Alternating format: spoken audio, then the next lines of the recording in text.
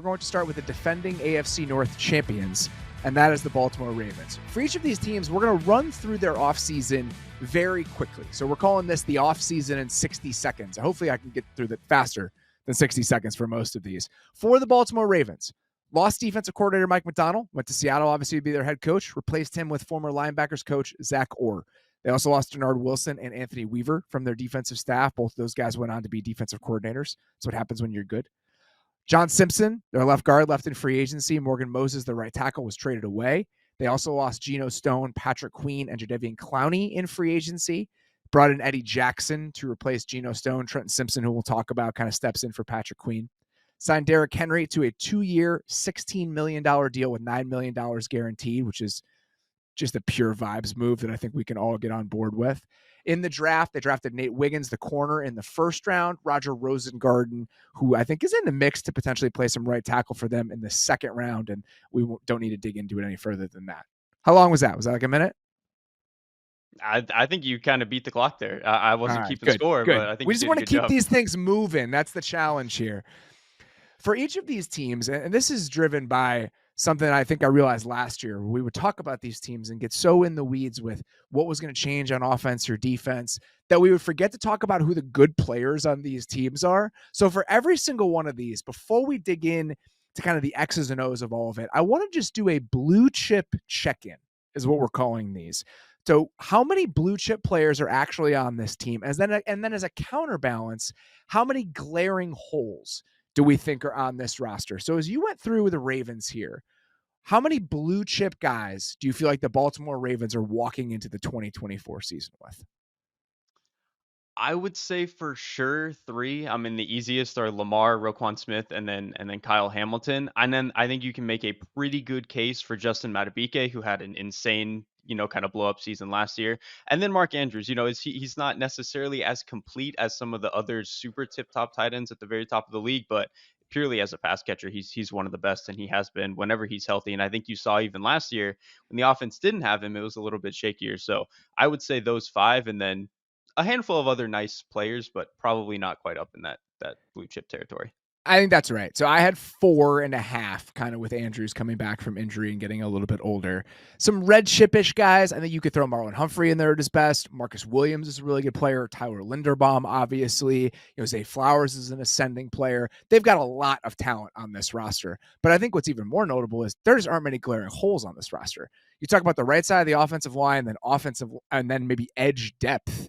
After that, depends on what you think of Trenton Simpson, I guess. But for the most part, this is a team that is very strong all over the place. And that's why I think it's important to kind of point that out. Some of these teams aren't going to have that many blue chip players, but when you don't have any holes, that might be just as important. And I think the Ravens are kind of a blend of both of those things. And that's why they're one of the best teams in the NFL. Right. And when you have enough of these blue chip players, it kind of makes up for having some of the other issues. Like when you have Lamar and Derrick Henry in your backfield, not having the best offensive line in the league might be okay. Like it would be nice if they were a top 10 unit again, but this is probably a duo that can survive with not necessarily having the greatest protection up front. So as we dig into these, I think the first question I wanted to ask you for all of them is, what are you going to be watching for the first month? Kind of the biggest question on your mind as this season gets going for the Baltimore Ravens, what would that be?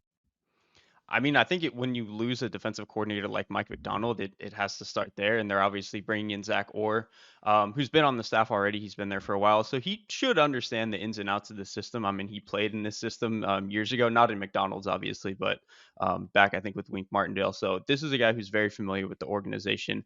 I'm just very curious to see how aggressive it is. I doubt that it's ever going to get to the levels that it was with Wink Martindale at its peak when he was like the only defensive coordinator blitzing over 50%. I'm pretty sure we're not going to get there. But, McDonald really wasn't that big of a blitz guy. He was incredible when he did throw pressures at defenses. Some of his simulateds were some of the best and most cooked up in the league. But in terms of the actual volume of them, he wasn't really as aggressive as we've been used to in Baltimore. So I'm one interested to see how much he turns that up, and then two, which this is probably going to be a lot harder to figure out, how much of that is really what Orr wants to be versus we just don't have edge talent, so we kind of have to Yeah. throw more bodies at the problem.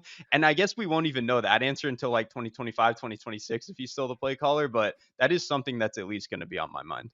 How much do you want them to turn up that dial? Because I think that's one of the reasons they were so hard to deal with last year, is that there was a soundness to the way that they played. And a lot of the pressures were almost these heat seeking missiles where it was always well timed, selective in the areas and the times that they would use it, but it was really effective when they did. So in your mind, where do you want them to land in terms of the personality of this unit overall? I mean, somewhere in a happy medium between Wink and what McDonald was. I think they probably need to certainly be in the above average end of the league, and I think they can kind of get away with it this year because if Marlon Humphrey is playing at the level that he can obviously play at when he's healthy, Brandon Stevens I think is a solid secondary corner, and then Nate Wiggins, man, I know he kind of got banged up in that preseason game, but he was absolutely balling before he left. Like he was absolutely tearing people a new one. So if those three guys can play at a really high level, we obviously know what Kyle Hamilton can give you. Eddie Jackson, I think, was a great signing. Marcus Williams.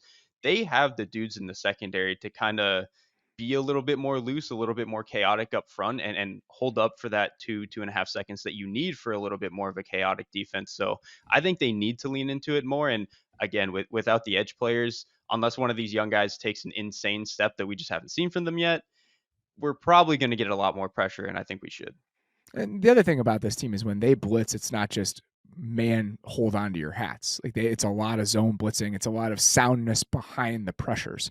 And if they can pull off that kind of balancing act where we're not really putting ourselves in harm's way or not kind of creating these vulnerabilities with the way that we play, but at the same time we're forcing the issue, that feels like the best of both worlds. So them kind of leaning into that identity, I think makes sense. And I talked to Kyle Hamilton a little bit when I was there and about this, just what is the difference between a Zach Orr defense and a Mike McDonald defense. And one of the things he said is Zach was a player.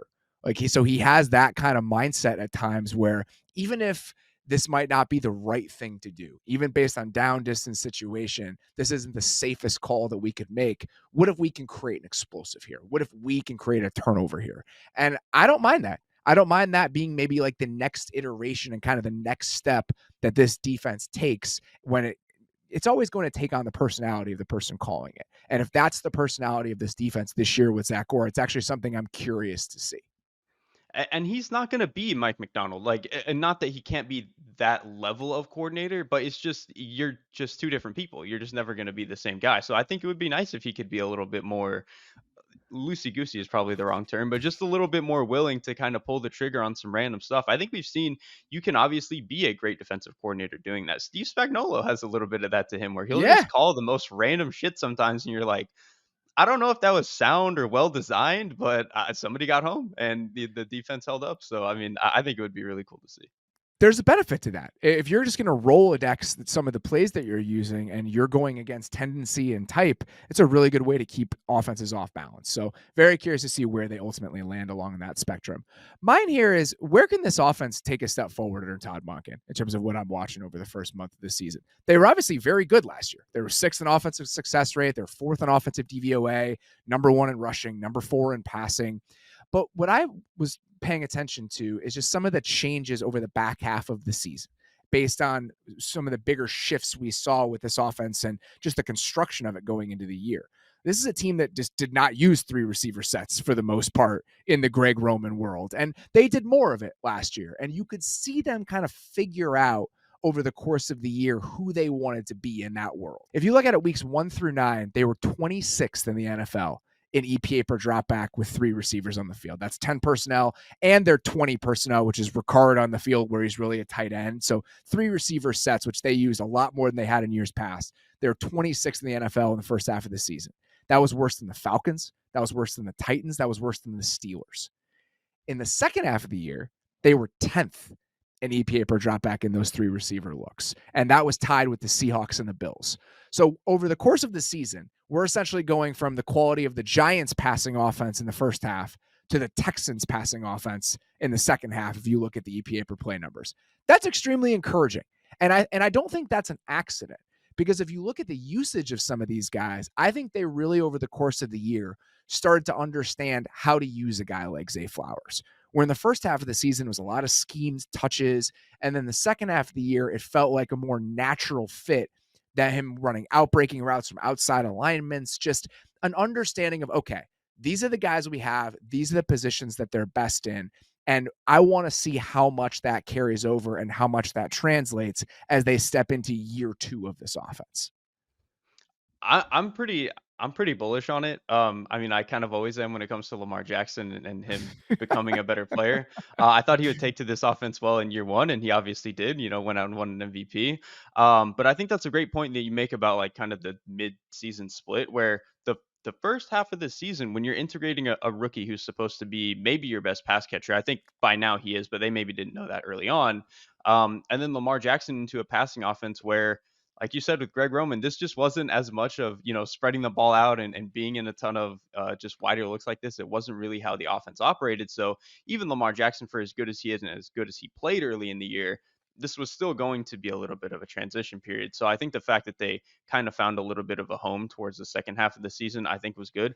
I think Monken also kind of just cut the fat in the offense. I think early on, That's right. especially the first 10 weeks, they were kind of just calling stuff, bro. Like I think he designed stuff really well and he has some good ideas, but he didn't necessarily know how to coalesce all those ideas into a game plan.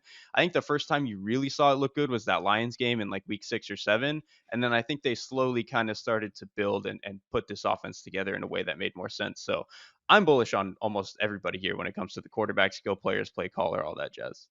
I think cutting the fat is exactly the right way to put it. The way that he said it to me when I was talking to Monken in Baltimore was, last year we built a house. This year we just have to repaint one of the rooms. Like, it's just such a different experience when you're heading into year 2. And I think it's going to allow them potentially just to get to more premium plays and streamline things a little bit. And bringing in Derrick Henry is so interesting for this offense specifically, because I think what the way that they see him is, when he was in Tennessee, he's running into all these crowded boxes and all this heavy personnel. And now, as they've kind of moved into this 11 personnel world, you really can make it a pick your poison sort of situation with Derrick Henry. Let's just play out this scenario. You walk to the line of scrimmage, you're in 11 personnel or anything with three receivers. The defense is in a light box. You can hand the ball off to Derrick Henry. That's the whole point. You get him on the perimeter, you get him moving against lighter personnel, lighter bodies. Over the last 4 years, Henry has run into a light box on 24% of his carries. The league average is 48%. And so if you can just give him slightly more favorable looks and you could get him on the edge, I think you could have a lot of damage done. And if you walk out in those situations and it's a heavy box with Derrick Henry on the field, you check into your pass plays. And so that optionality and that ability to, again, get into your premium plays more often, that's the type of stuff that you hope to be able to do in year 2 of this offense. And if they have that level of flexibility where we're consistently operating in the ways that we want to and dictating, I think that they have the personnel to be really, really scary on that side of the ball. I'm with that for sure. On the other side of this, beyond what you're watching in the first month of the season, for each of these teams, I want to know what's keeping you up at night. This is a question I ask when I'm in a lot of these buildings to coaches, team builders, whatever. It's like, as we get to the middle of August, what's keeping you up at night? So with the Ravens, what is that for you? I mean, that's a good question to ask people in the building because it is literally keeping those guys up at night. I don't have to worry about it so much, from our position. But with the Ravens, I think it has to be the offensive line, and I know that this is an organization that is worth giving some benefit of the doubt to because they, on pretty much both sides of the ball, especially in the trenches, they always seem to find guys. It's like on the defensive line, go look at their best players over the past 10 years. It's all guys who are like fourth round picks and stuff, and they've done kind of similar stuff along the offensive line, just signing random free agents and getting mid round picks to play well. John Simpson was kind of the most recent example of Mm-hmm. that. It's just that when there is still so much unknown, even for a team that I'm willing to give some benefit of the doubt to, it's still a concern to me. And now, if we stripped away the Ravens logo, I would probably just look at the names here and be like, this might be a bottom 7 offensive line, something like that. Because it is the Ravens, because I trust the quarterback, because I trust the play caller and the organization, I'm probably more willing to be like, this is only moderately below average. Like, I trust that they'll get them to a decent level, but moderately below average is still, I think, a significant step down from where they were playing last year. And I think that could cause a little bit of issues with trying to get the offense back to your quarterback being able to play at an MVP level.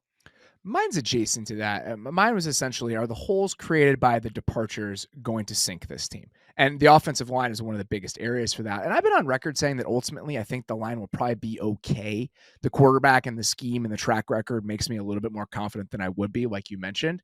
But even if they're average, this is a team with Super Bowl aspirations. So if it's a moderate weakness at any point during the season, and it takes you from being a team that could win a Super Bowl to a team that is going to get held back when you're playing the best teams and the best defenses in the league when you get to the playoffs, that matters. That may seem like it's nitpicking, but when you have the sort of aspirations this team does, those little holes on the roster, whether it's offensive line concerns, whether it's some of the edge depth things that we're worried about, those things are hard to ignore when you want to be a championship team. And until that stuff provenly gets figured out and we know it's not a problem, it's hard not to think about it. I think that's a great way to frame it, is that you kind of have to do it through the lens of this is a team that should be in the AFC Championship game. If this were Yes. just a team that were kind of on the come up, or we kind of already expected them to be in the 8, 9, 10 win range where they're barely getting into the playoffs and stuff, this is probably not that big of a deal. But yeah, like you said, when you look at teams that,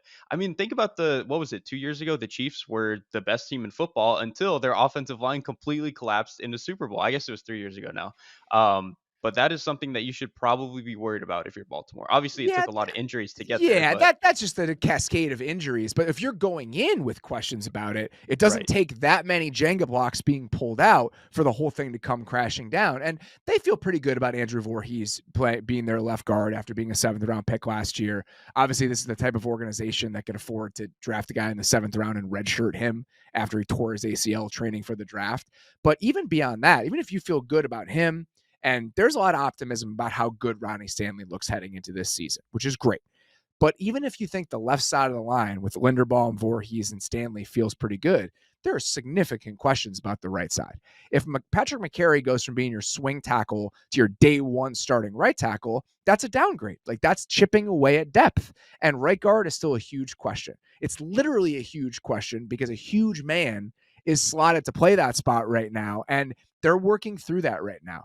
I mean, Daniel Faalele weighs like 380 pounds, and it is always going to be a question of how much he can play at that weight. And so it's going to be trial and error. And the fact that we still have these questions on August 12th, even if you have confidence in their ability to figure it out, man, it's hard not to feel a little bit uneasy about where those things stand. Yeah, I want to say quickly on the Lele thing. I don't like that at guard. That feels like to the point where he's just so big that you're getting diminishing returns on him. Like he's literally too big to play guard. I feel like that's kind of my concern. And we'll see what happens if that's ultimately not the plan. So that's what the last couple weeks here at training camp are for. With each of these teams, I want to just ask you, what are you excited about? Like, what are you most excited about as you prepare to watch the Ravens this year? Either something that's a little bit different or something that you're just really looking forward to as you turn this team on in week one.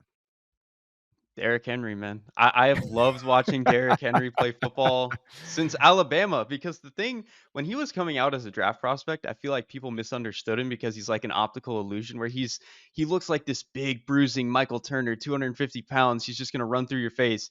But he's kind of an outside zone home run hitter. Like, he's just not the type of back that you think he is. And he does, because he's that weight. It is annoying to tackle him 30 times a game or whatever, but he's really not that type of run through your face back. But so I'm really interested to see him paired with Lamar Jackson, because I think it just creates such a different size and agility and speed dynamic between the two. The other thing that I think is interesting is when he was in Tennessee last year, the only running back who got hit more at the line of scrimmage was Saquon Barkley. Obviously, that Giants team was also completely disgusting. But Derrick Henry was getting hit at the line constantly. I think even with some of the concerns that we have in Baltimore, that will probably not be the case. I think That's I right. think Lamar Jackson alone is going to make you not get hit at the line of scrimmage that much. And I also think the other part of this that's interesting is Derrick Henry has been the main punch for a team for like almost a decade now. Like, he's been He was the the reason engine of that offense. That was yes, how they operated. exactly. Like, it all ran through him. He's the counterpunch now, though, because the offense is all going to go through Lamar Jackson, and I think some of what they're doing in the passing game. So the fact that Henry, this 240-pound home run hitting, don't want to tackle him 20 times a game back, is now kind of your secondary punch. I almost think that could make him one of the more productive backs in the league again. And again, I know saying that after saying the offensive line might be a concern is weird, but I just think the dynamic between him and Lamar does so much for your run game, almost regardless of the five guys in front of them. I'm so glad you mentioned the getting hit at the line of scrimmage thing, because that's how they see him. If they can get him going and you get ahead of steam, he's a train. And so getting him on the edge in some of those looks, he just never been able to operate that way in Tennessee's offense, really, even when they were good. The Ravens were sixth last year in yards before contact per rush for their running backs. The Titans, I believe, were in the bottom three. So if you can just get him in some of those situations, I think he can really go to work even at this stage of his career. So I'm very excited to see what that pairing ultimately looks like. Mine is I'm excited to see what Lamar can do building on this era of his career. Watching him in this offense last year, just in a big boy NFL passing game and his ability to operate it, it was undeniably exciting. It was so cool for people who thought that he had this in him to see it ultimately come to fruition. And I want to see them build on it. Like to me, I think there are still a couple defined weaknesses in his game that put him in a slightly different tier, in my opinion, than Mahomes and even Josh Allen. Like if you look at it, teams can heat him up. We've talked about this a lot. He was 31st in the NFL in EPA per dropback against the blitz on third down last year. That's a weakness that the best quarterbacks in the league just do not have in their game anymore.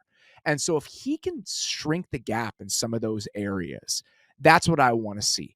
Can he do some of the pre-snap stuff we're talking about? When you get to the line of scrimmage, is he going to be able to get them in those sorts of premium plays and have that level of optionality where it's beyond the physical skill sets that he's providing to you? It's some of the quieter, subtler parts of the position that maybe take this offense from a very good one to a truly spectacular, like borderline nuclear unit in the way that they could potentially be. So that his opportunity here to build on what we saw last year and keep maturing and keep kind of building in this Lamar 2.0 version that we're getting to see, I'm really excited to see where he takes that. And I trust him to do it. Like I said, Lamar Jackson is a guy that I've always bet on to get better and better. And so for him to now be in this more of a sophisticated passing offense for the second year in a row, he's getting another full off season. I'm just kind of bought in, man. And again, I know it sounds stupid to say every single season I'm going to buy in on Lamar Jackson, but until he proves otherwise, I'm going to keep doing it. For each of these teams, I wanted to ask you the most important supporting character that you're looking at here. Maybe somebody who's a little bit further down the depth chart, not as big of a name that you think is ultimately going to play a big role in whether this team gets where it wants to go. Who's that for Baltimore? I kind of got stuck on two, one for each side of the ball. On defense, I think it's Eddie Jackson. I think this is a team that wants Interesting. I think this is a team that wants to play with three safeties and rotate their guys and be able to move Kyle Hamilton around. And so for them to be able to have maybe some solidified play out of Eddie Jackson, even if he's maybe not even one of their true starting safeties, obviously with Marcus Williams and Kyle Hamilton, I just think if he can be kind of a rock in the secondary and allow Hamilton the freedom to play a little bit more in the nickel, play a little bit more in the box, maybe even do some stuff on the edge if they're because they don't really have the actual bodies on the edge. I think that could go a long way for this defense. The other one I had in mind was actually Josh Jones, who is one of their backup linemen. Yeah. But because of the uncertainty I have with this offensive line and the near guarantee that somebody's going to get hurt, just because that's the way that the NFL works, I think it would be huge if he could give them decent play. For as long as Jones has been in the league, I haven't been the biggest fan of his play at tackle, but I think when he's been at guard, he's actually been a pretty serviceable guy. There were moments, certainly in Arizona, where I thought he looked good at guard. So if if need be, he needs to step in at right guard. Maybe he's their solution for that. I think that could be a very nice thing for them if he can step up and play well. You could mention a lot of the offensive linemen here. I think we've already talked enough about that, so I bypassed that group. I'm going with Odafe Owe. Like, I know he's a starter, but if he can take another step forward, maybe it mitigates some of the concerns you have about the amount of bodies you can throw at the problem on the edge. And I do think he took a huge step last year. I mean, on a rate basis, he was just behind Aiden Hutchinson and Rashawn Gary last year in terms of how often he was affecting the quarterback on pass rush plays. And so if he can continue to do that and be that sort of player and maybe be even a little bit better, the guy's only 25 years old. I think it makes it a little bit easier to walk away from a guy like Clowney and maybe not have as many options on the edge. So he was the one that came to mind for me. As we're looking at the Ravens this year, in your mind, what counts as a successful season for the 2024 Ravens? I think at minimum you have to at least get back to the divisional round. Because I doubt they're going to be the first seed. So they're not going to get the bye, and so you're at least going to have to win the one playoff game in the wild card round, and then get to the divisional round. I would like to see them actually get to the AFC Championship because it's been a very long time for this team. And I still think the defense should be good enough. And if they can take any step to be a more complete offense, they could get to the championship round. But to me, it's just get to the divisional and then prove that this defensive identity and this defensive continuity and stuff isn't just oh, Mike McDonald was insanely good. Yeah. Let's prove that Zach Orr, has something to him, and that putting him into the role was a good thing, and that Roquan is still as good as he can be, and Kyle Hamilton is still one of the best in the league, all that sort of stuff. Yeah, I said get to the AFC Championship game, and just because there's a void at the top of the AFC. Even if you think you might take a small step back from the team that you were last year, but this Ravens team should think that they're the second best team in the conference after the Chiefs. There is an opportunity there. And kind of like you mentioned, I want to signal that this era of the Ravens, Monken, the McDonald sort of blueprint on defense, that has staying power through changes. Every single offseason, you're going to lose guys. Things are going to be a little bit different. Does this blueprint for what the Ravens are in 2024, is this something that you can carry for 3, 5, 7 years in the way that we've seen other teams kind of establish and maintain an identity for that stretch of time? If the answer to that is yes, that even if they fall a little bit short when it comes to how many playoff games they win, I still think that you can feel really good about what happened this year. Last one here. I want us to do an irresponsible player prediction for each one of these teams. So something that you can't really be held to, but you just wanted to float out there before the season. What's yours for Baltimore? Mine was, I mentioned a little bit earlier, this is a team that's going to have to throw more bodies at the problem when it comes to pass rush.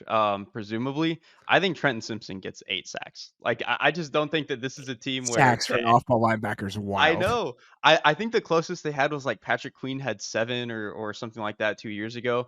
So that's like the closest approximation that I was able to get. But I just don't think that this is a team where a lot of their sacks are going to come off the edge. This has historically even been a team where a lot of their sacks are interior or off ball guys. 8 is a lot for one player, but I just think that you're going to probably want to keep Roquan in coverage a little bit more. You're going to want to send the rookie or not a rookie, but this is his first year starting in Trenton Simpson. You're going to kind of want to simplify things for him and just throw him at the quarterback. And I think this defense is going to be well coached enough that he might get there enough. All right, mine, again, really leaning into this from the first one here. I think Zay Flowers breaks the single season receiving yardage record for the Ravens. It's not that high. If you think about the history of receivers specifically for Baltimore, there hasn't been a ton of production at that spot. It's a lot of Derek Mason seasons. The record right now is 1,201 yards. So 1,202 gets there for Zay Flowers, and I truly think he has a chance to take that sort of step in his second season. I thought he was really good as a rookie, and I think they have a sense of how good he is and how different he is to the guys they've typically trotted out in that position. So I think they feature him enough to potentially get into that ballpark this year. And I think they should. I mean, I think the growth that he showed over the second half of last year proved that he could be more of a dynamic, outside the numbers type of route runner. And then they lose a guy like Odell Beckham, who was stealing some of the targets. I mean, stealing is like the wrong way to put it. He was a very good player for them. But I think now that there's a little bit of a void there, and somebody has to step up and be the one, it probably will be Flowers. So 75 yards a game or whatever it is not all that crazy if we assume that the passing offense overall can take a step forward.